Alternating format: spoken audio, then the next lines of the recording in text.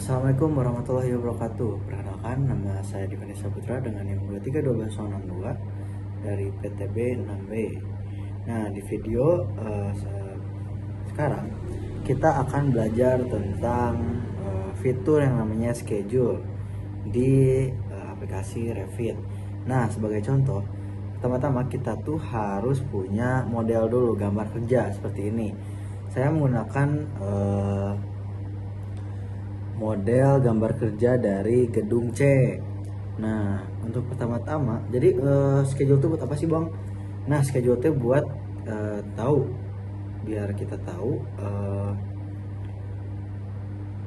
jumlah-jumlah atau biasanya jumlah dari ada yang apa yang ada di dalam si gambar kerja itu. Contoh misalnya kalau di struktural ada kolom, ada struktural atau ada kayak pintu ada berapa.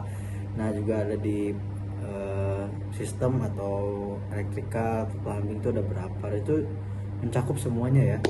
Nah, kita coba aja dulu ya. Nah, pertama-tama kita coba lihat ini schedule ya. Nah, caranya tuh ini teman-teman, tunggu ya, ingatin dulu. Nah, ini kan gambar kerjanya nih. Nah, pertama-tama kita harus mencari di bagian kiri kanan, terus ada browser, lalu ada bagian project browser aja. Nah, ini udah ada keluar project browser ya. Nah, kita cari yang namanya schedules.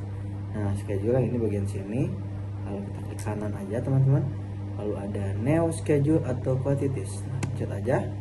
Nah, di sini tuh banyak banget ya teman-teman yang yang ada di bagian yang ada di dalam gedung C tersebut. Nah, kebetulan kita bakal mau coba cek di bagian nih struktural kolom deh biar gampang ya. Nah, struktural kolom dipencet, lalu pencet OK. Tek. Nah, di sini dalam struktural kolom itu terdapat 50 item. Nah, banyak banget ya. Jadi ada cost, ada cut length-nya berapa, lalu ada image-nya, ada keynote, ada length-nya berapa. Nah, ini tuh kita bisa lihat di schedule properties ini. Kita mau apa aja yang mau diambil. Nah, kita mau coba ya apa aja nih ya. Base level. Oke, kita masukin ke sebelah sini. Nah, lalu apa lagi ya?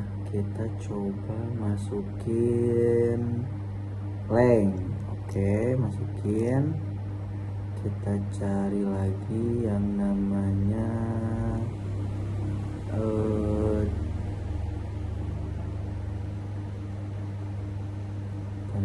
tipe.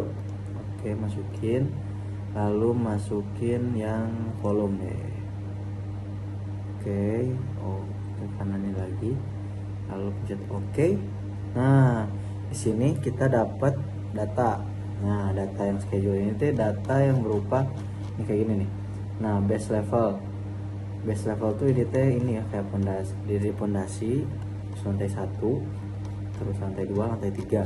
Nah, ini tuh butuh yang lain kayak gini, terus tipenya tuh kolom struktur semua. Lalu ini buat volume si kolomnya sendiri. Nah, selain itu karena kita ini ya teman-teman, ya datanya tuh langsung gitu.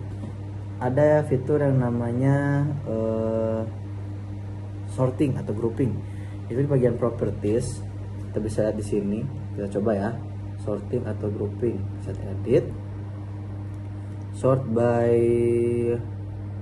Kita coba yang base level.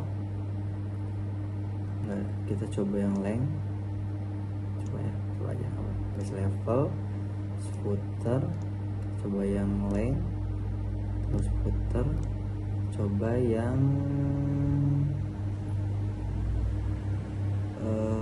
base level, length, terus yang volume. Oke, kita udah dipilih apa yang mana aja, kita oke aja. Nah, di sini kelihatan nih teman-teman ya, apa aja ya di bagian kayak di pondasi butuh berapa. Pondasi kayak ini 94 dengan kayak gini. Terus yang nih coba kita bedah ya satu-satu. Nah ini pondasi nih yang ukuran 1,31 meter kubik tuh kolom struktur yang di pondasi itu butuh 34. Nah 1,32 itu butuh 10. Nah kita lihat lagi.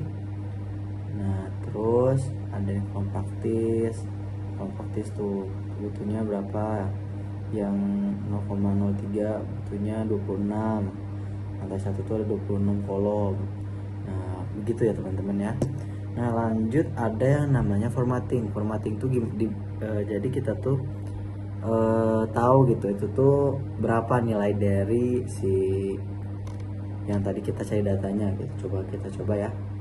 Di sini ada formatting, terus kita coba yang length, terus yang calculate total, terus yang volume, terus kita coba yang calculate total. Ini bebas ya, mau yang mana mau yang dicari kalkulasinya, mau yang dicari. Saya coba contoh yang length sama volume. Nah untuk kalkulasi sendiri bisa di minimum atau maksimum ataupun keduanya, tapi kita coba kayak kalkulasi total. Oke, udah nih yang length udah, yang volume udah, kita oke. Nah bisa dilihat ya teman-teman ya, kalkulasi totalnya nih kayak gini. Nah misalnya nih kan ini tuh per ini ya, per volume, perbedaan volume. Taruh yang fondasi itu yang 1,31 meter, 1,31 meter kubik tuh butuh 34 ini apa namanya, 34 buah 379 buah. Jadi ini teh totalnya tuh ada 44,40, tapi di pondasi yang paling bawah yang ini. Nah kita bisa lihat apa aja yang kita butuhin, volumenya berapa, volume totalnya. Nah yang di pondasi yang di lantai 1 juga, lantai 2, lantai 3. Jadi kita tahu gitu berapa kalkulasi yang kita butuhin dalam si kolom tersebut. Nah jadi teman-teman fitur ini tuh bermanfaat ya buat kita.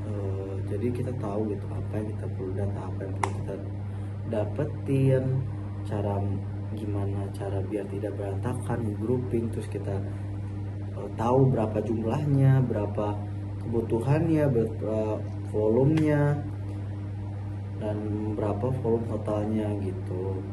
Nah mungkin untuk pembelajaran Revit bagian scheduling, terus sorting sama formatting cukup sekian. Untuk teman-teman yang ada pertanyaan bisa di chat di kolom komentar. Apabila saya ada salah mungkin bisa dikoreksi kolom komentar juga. Mohon maaf teman-teman bila ada kesalahan juga. Terima kasih sudah menonton. Saya Divani Saputra pamit undur diri. Wassalamualaikum warahmatullahi wabarakatuh.